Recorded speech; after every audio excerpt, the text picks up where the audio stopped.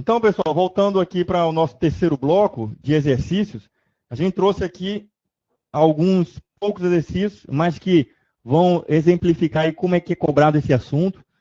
Então, olha lá, ó, essa questão aí, ó, com relação à política de segurança para o gerenciamento de senhas das contas de usuários de sistemas computacionais, analise, tá, as afirmativas. Tá? A proposição 1, um arquivo /etc/login-defs, tá? Pode ser configurado para garantir, entre outras coisas, né, o número máximo de dias que uma senha pode ser usada, certo? Então, é aquele max, né, login, né? Aliás, max days, beleza? A variável. A gente tem lá o número máximo de tentativas desses logins, até falhar, né? No caso, retries. Beleza? E tentativas incorretas, né? O retries. Para os usuários. Beleza, essa questão aí está certa, essa proposição está verdadeira. Então, o login devs, ele é um arquivo para armazenar parâmetros de configuração dos logins, tá? Das sessões que vão ser abertas, qual é o SQL que vai ser usado quando for criado um usuário, quando o usuário logar na máquina, qual vai ser o mask, né? O mask daqueles usuários quando eles se logarem, informações ali pertinentes de usuários, tá? Quando for uma configuração global, beleza? Então, esse cara é usado. Então, tá certo. Vamos às outras. A proposição 2, o uso do NIS, Network Information Service, certo? Para a criação de um repositório central que contenha, entre outros dados, as senhas de usuários de todas as máquinas em rede. Beleza. Ele tem a finalidade de distribuir e deixar de maneira mais fácil a administração dessa distribuição desses arquivos de senha, né? Tanto a do PSWD como do Groups. Lembrando que o Groups, eu posso ter senha para os grupos, né? Aí vamos ver lá. É uma forma de aumentar a segurança. Pessoal, essa proposição está errada, né? Porque o NIS, ele é vulnerável, ele não aumenta a segurança. A finalidade dele é de distribuir com mais facilidade os arquivos de senha, de grupos, de configurações da máquina, certo? Que você definir lá que vão ser aqueles arquivos a serem distribuídos. Só que ele não garante segurança, pelo contrário, ele bota vulnerabilidade, né? Então tá errado esse cara. Olha essa outra terceira proposição aí, ó. O uso do PAN, Pluggable Authentication Module, permite reforçar a complexidade das senhas, definindo, por exemplo, o número de letras, tá certo? Que podem ficar, aliás, o número de letras maiúsculas, né? No caso, uppercase, tá? Número de letras minúsculas, maiúsculas, o número mínimo de caracteres ali, tá certo?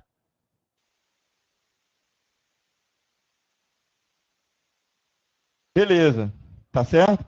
Então, essa proposição também tá certa, tá bem? Também tá certa, tá? Beleza. Aí eu vou ter o quê? A 1 e a 3. A 1 e a 3. Beleza? Olha essa outra aí. O ERG, 2015. Olha, é recente ela. Um administrador de redes, e essa vai estar parecida com essa daí lá no concurso da SpaceX esse ano. Um administrador de redes deseja acrescentar uma regra no seu firewall, que é implementado através do iptable, para proteger a máquina contra tentativas de acesso via telnet. Para isso, deve acrescentar quais regras? Pessoal, o telnet ele funciona na porta 23. Só em olhar as questões, a gente já saberia que eu poderia ter que cortar essa porta aqui e essa aqui, tá? Não é isso? Porque a porta 22 é para o SSH. SSH. A essa altura do campeonato, a gente já tem em mente que algumas portas são primordiais da gente saber. Então, já eliminei. Fiquei na dúvida entre a D e a AA. Não é isso? Então, ó, como ele está dizendo assim, ó, é implementado o IP-Table para proteger as máquinas contra tentativas de acesso via telnet. Ou seja, proteger a máquina, proteger o firewall contra a tentativa de telnet. Ou seja, aquele tráfego, ele está chegando. Eu tenho uma máquina, tá certo? Eu vou ter a máquina, e esse tráfego, ele é direcionado para essa máquina aqui, que é a minha máquina, que é o firewall, ou é a máquina que está com o IP-Table ali. Então, essa é um fluxo de input, né? Esse é um fluxo de input. A gente teria um fluxo de forward se fosse somente bypassando. Eu tenho esse cara aqui como uma funcionalidade roteador, né?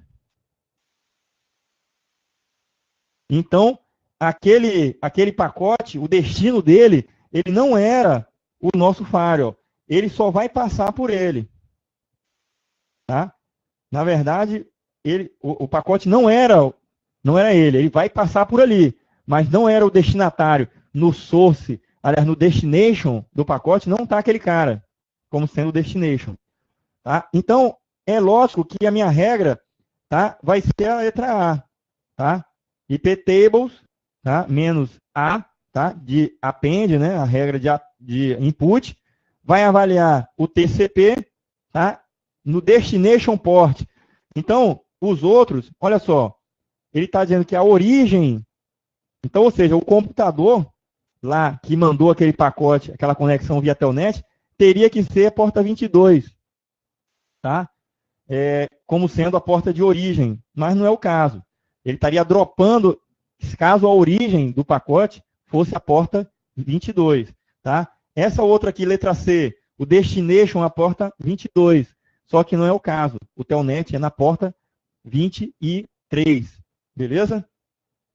E o forward não é o caso, porque não é um pacote de forward. Ele está dizendo aqui, ó, para proteger a máquina contra a tentativa de acesso a telnet. Ou seja, é a máquina que está sendo protegida. A regra de input para ela.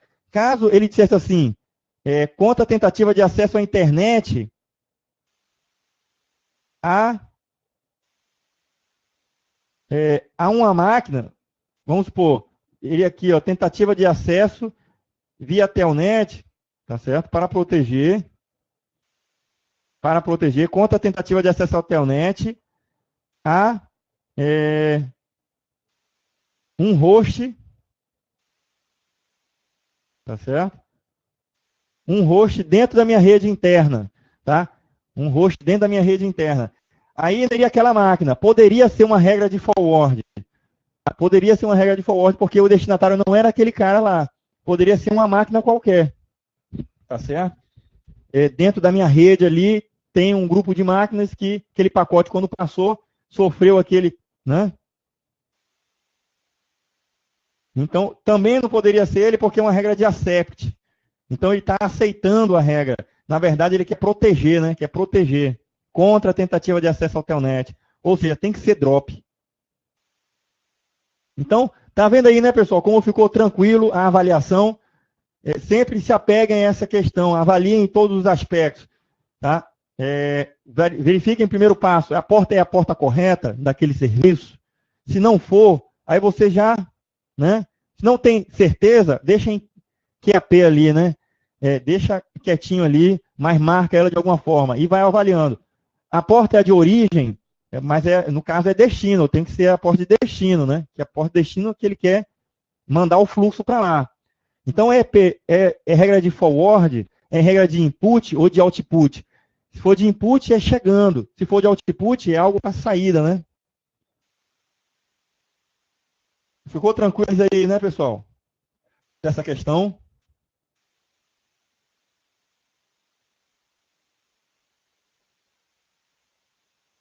Olha essa outra aí, ó.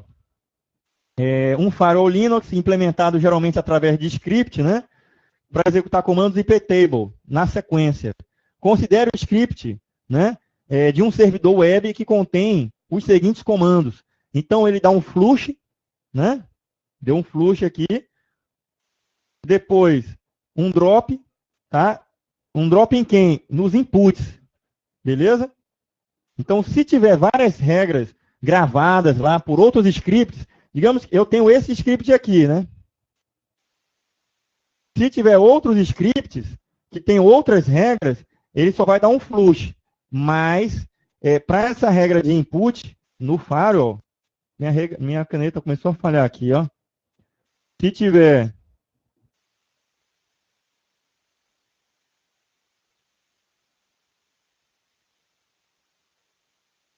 Se eu tiver regra de input, mesmo que tenha outros scripts, ele está dropando aqui para input, né, dentro dessa máquina. Tá certo? Aí depois ele chega aqui, ó, ele criou um append, tá? Esse append foi para as entradas, né, input.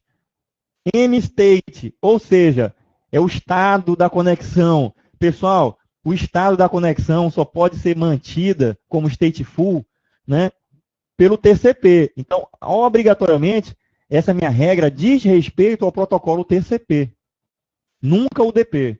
Tá? Então, ó, o state. Então, o estado da conexão, para essa regra ser aceita, ela tem que ser estado de estabelecido ou relacionado. Ou seja, estabelecido é aquele fluxo de handshake. E o relacionado é aquele fluxo que mantém aquela sequência lá. Todos esses pacotes que estão seguindo, e são de entrada, né, porque é input, estão sendo avaliados e são relacionados com pacotes anteriores, uma janela anterior. Né? Então, como a máquina, o firewall, está sendo stateful para essa regra aí, está armazenando o estado dessas conexões, ele está avaliando lá e sabe que aquele fluxo ali, aquele estabelecimento de conexão diz respeito a um fluxo. Tá? Então, ele aceita esse fluxo. Aí eu tenho lá depois, ó, um append de entrada, né, do pacote de entrada, pacote tipo TCP, que o destino é a porta 80. Então, toda vez que existir uma entrada desse pacote, ou seja, vem da internet, que o endereço de destino era o meu firewall, tá? Mas o pacote veio com destinatário a porta 80. Só que na porta do meu firewall pode ter ou não essa porta aí. No caso, o enunciado falou que esse é um servidor web. Tá? Então, nesse servidor web, vai ter lá a porta 80 liberada e para somente TCP. Todas as outras portas ele dropa, não é isso? Então, todas as outras portas ele nega. Então, vamos aos enunciados. A letra A. Tá? O servidor ainda poderá receber pacotes UDP. Pessoal, ele está dropando aqui, ó, tudo que é boot. Então, ele não vai poder receber o UDP. Isso aqui está errado. Tá certo? Não pode receber o UDP. Eu não tenho, depois dessa regra aqui que ele dropa o input, eu não tenho outra regra permitindo o UDP. Não tenho. Só tem uma regra de avaliação do estado e outra do TCP, na porta 80. Ou seja, a A está errada. Letra B. O servidor não irá responder solicitações de ICMP. Ou seja, esse servidor, ele não vai responder ICMP. Ora, vamos ver aqui, ó. Eu tenho uma regra de input, tá? Independente de se tem outros scripts na máquina que fazem outra atividade, tá? Por isso que ele deu um flush aqui, ó. Independente disso, ele cria uma regra aqui agora que ele dá um drop em input, ou seja, todos os pacotes chegarem tipo input, ou seja, o destino é o servidor web, tá? É esse servidor web, ele vai dropar. E aí ele permite o TCP nas outras situações, nas outras regras. Ou seja, ICMP, eu não tenho nenhuma regra aqui que ele chegou lá e disse assim, -P de protocolo, né? -P ICMP. Porque eu teria que ter explicitamente esse cara aqui para ele permitir, já que ele criou uma regra lá de input dropando tudo que é input. E eu não tenho nada permitindo, dando um accept. Tá certo? Eu não tenho. Então, como eu não tenho essa regra, tá? Essa permissão de ICMP, ou seja, o servidor não irá responder o ICMP. Beleza. Eu não tenho nada que me permita ICMP ser respondido aí por essa máquina. Tá? Pelo contrário, ele nega e aceita essas conexões aqui. Ó. Até agora essa está correta. Vamos olhar as outras. Letra C. O servidor não poderá acessar nenhum serviço externo, a não ser na porta 80. Pessoal, ele está dizendo que esse servidor web não poderá acessar nenhum serviço externo, mas eu tenho somente regras de input. Eu não tenho nenhuma regra output, de saída. Então, eu não posso afirmar que eu não posso acessar outras coisas de saída. Não posso afirmar isso. Então, essa aqui está errada. Tá? Desculpa, eu marquei errado aqui. Ó. Letra C, eu não posso afirmar. Tá certo? E ele fala, a não ser a porta 80. Mas a porta 80 que ele se refere aí na questão é só para entrada, só de input. Então, nada a ver. Letra D. Para que o serviço na porta 80 funcione corretamente, é necessário adicionar uma regra para liberar os pacotes de saída da porta 80. Não preciso ter essa regra. Eu já tenho essa regra aqui, que o destino é a porta 80. Ou seja, ele está entrando pelo protocolo TCP e o destino é a porta 80. Ele está aceitando. Beleza. Essa minha regra permite acessar o serviço na porta 80, certo? O que ele está dizendo enunciado aqui, ó, que para que o serviço na porta 80 funcione corretamente, é necessário adicionar uma regra que libere os pacotes de saída. Mas eu não tenho um pacote de saída, a regra é entrada. Eu tenho meu servidor, ó, considere um script de firewall de um servidor web, tá certo? Ou seja, os pacotes estão chegando nesse servidor. Então, não tem nada saindo na porta 80, beleza? E que fique claro outro parâmetro também, pessoal. Aí você pode me perguntar, mas a conexão que está chegando não vai ter que sair dados dali, mas a origem da conexão, tá, foi de fora chegando ali e foi permitido. Foi aberto aquela porta lá para esse fluxo que conectou, que entrou dentro do firewall. E aí ele vai sair, tá certo? Nessa porta 80 aí. Não tem a máquina, ela estabelecendo vontade própria para sair com aquele fluxo. Não foi assim que aconteceu. A regra de input é porque alguém fora, ele requisitou, aí fez um handshake. E na hora do handshake, ele abriu a porta 80, porque a porta 80 está aberta. Foi feito o handshake e aí começa a fazer a troca. Existe um fluxo aí. A porta 80 está aberta. E a máquina de fora e a máquina web service aí na porta 80 que está aberta, que está trocando informação. Seria, caso a máquina tivesse provocado uma conexão para fora, aí seria output. Tá certo? Seria output. Quem faz isso é o FTP ativo. Beleza? Seria, se fosse, a Débora perguntou, se fosse output, certo? Estaria afirmativa, estaria certa?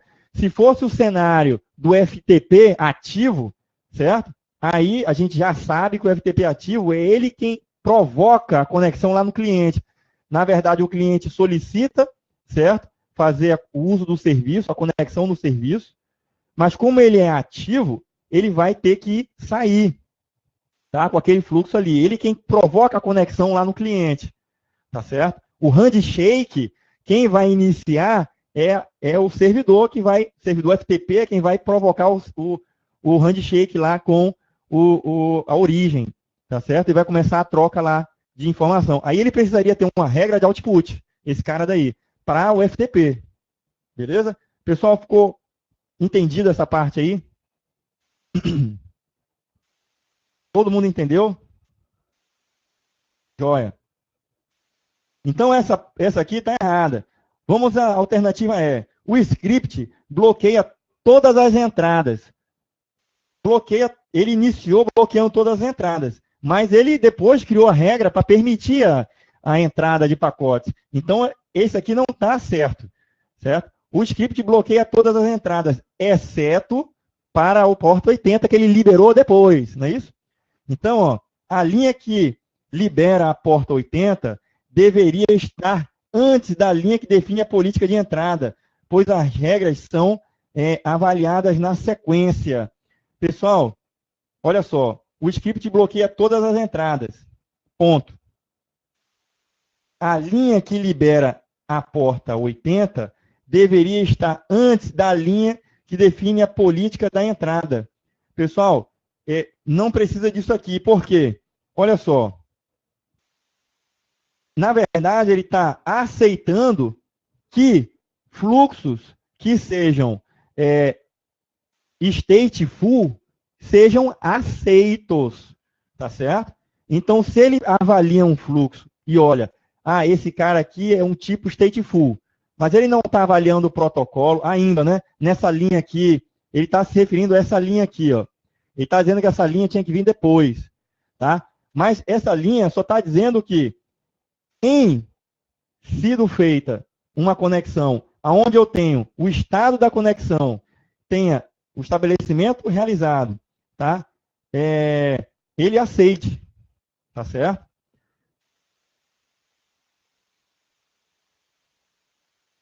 Tá certo? Que ele mantenha aquela conexão.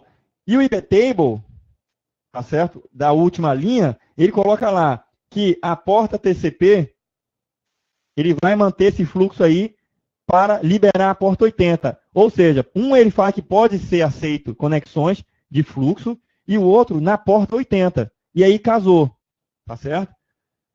E aí esse cara aqui está errado. Para matar a nossa dúvida, vocês avaliando, o servidor não poderá responder a solicitações de ICMP. Então, mesmo que alguém mande um pacote ICMP, a regra que está aqui, ó, dropando tudo, ela está dropando. Poderia até surgir dúvida se tivesse um reject aí, né? Olha só, um reject. Então, o reject, ele manda uma sinalização para a origem que mandou aquele pacote, dizendo, opa, rejeitei. Teu cara veio aqui, não estava de acordo com as minhas regras, eu rejeitei. E aí o pacote volta, beleza? Mas o drop, ele dropa e não informa nada. Então, se tivesse um reject aqui, tá certo? Aqui tivesse um reject, o que iria acontecer? O pacote, ó, o servidor não irá responder solicitações. Então, o pacote tipo ICMP iria chegar, ele não iria deixar passar, ele não iria responder, mas ele ia rejeitar esse cara. Na hora que ele rejeitasse, esse pacote que é ICMP, ele ia voltar o pacote dizendo assim, opa, foi rejeitado. Tá? Não era a confirmação daquele ICMP que ele mandou. Não era. É um ICMP feito pelo servidor dizendo que teve erro. É diferente, porque tem o ICMP, a origem mandou um ICMP. O ICMP é um pacote que ele vai e volta. Ele vai e avalia o estado, seja o estado do link, né? O estado do link, avaliando performance, tipo assim, tantos milissegundos que ele voltou. Então, ele está sabendo ali a performance, o jitter daquele caminho que ele seguiu. Ou então, ele bate lá no servidor, o servidor responde que o eco, né? Então, se não tiver firewall nenhum, vai bater lá o ping, né? O ICMP, e ele responde com o eco. Então, a resposta daquele ICMP veio, aquele que foi o original, veio a resposta dele. Beleza. Mas aí, vocês conseguem enxergar que ele está com o drop, e o drop, ele vai chegar lá, o ICMP, e vai ser dropado, não vai gerar nenhuma resposta. Se tivesse um reject, o pacote ICMP ia bater lá, certo? Ia chegar na regra de input, ia chegar lá e ele ia ser rejeitado. Só que na hora que ele é rejeitado, aquele cara não tem a resposta dele. O servidor vai gerar um pacote ali, CMP dele, para notificar lá a origem de que teve aquele cara foi rejeitado.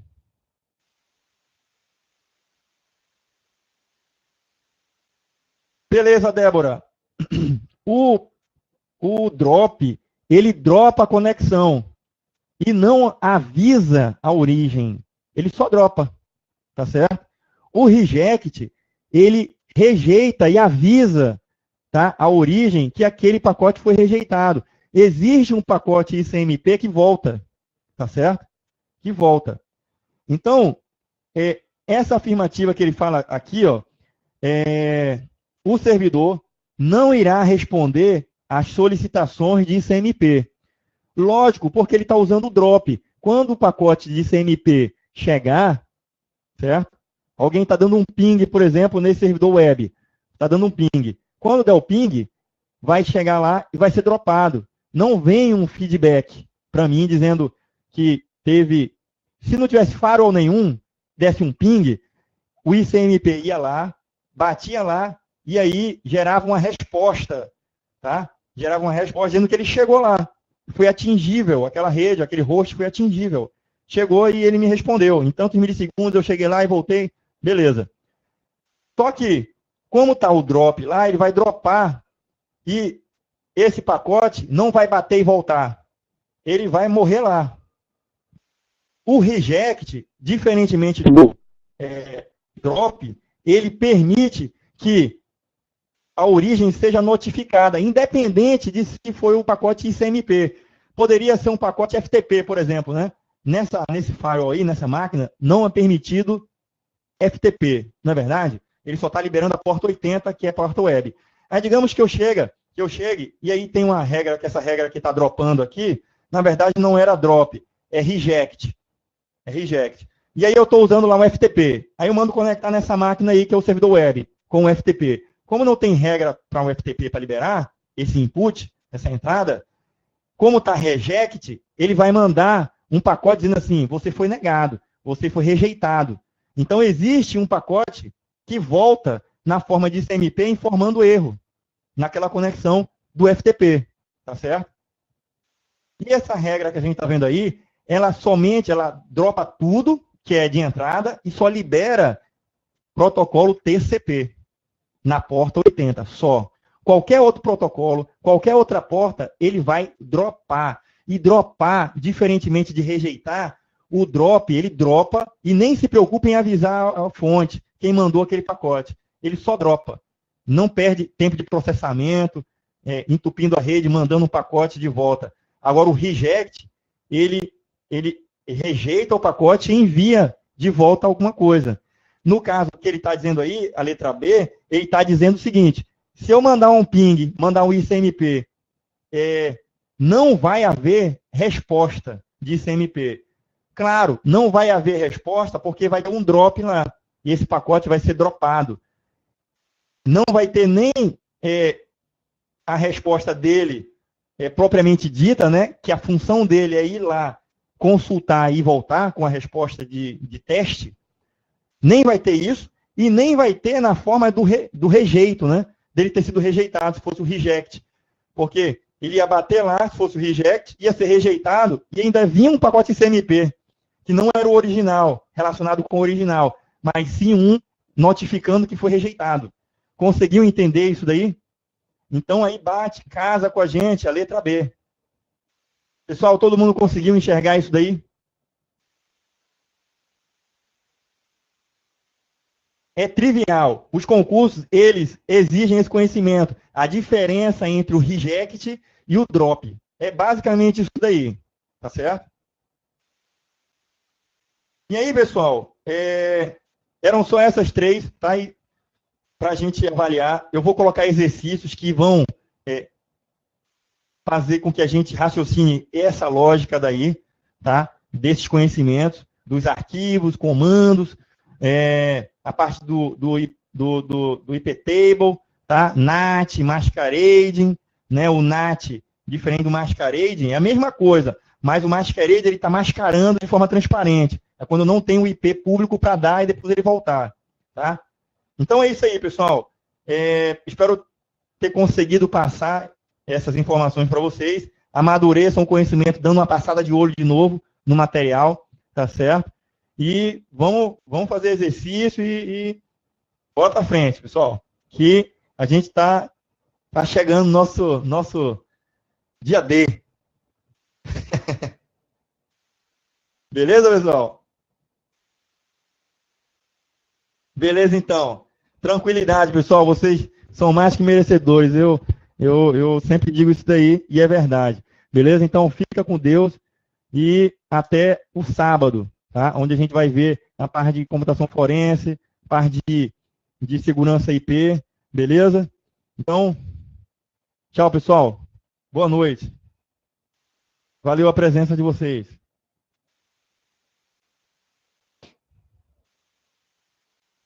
You are currently the only person in this conference.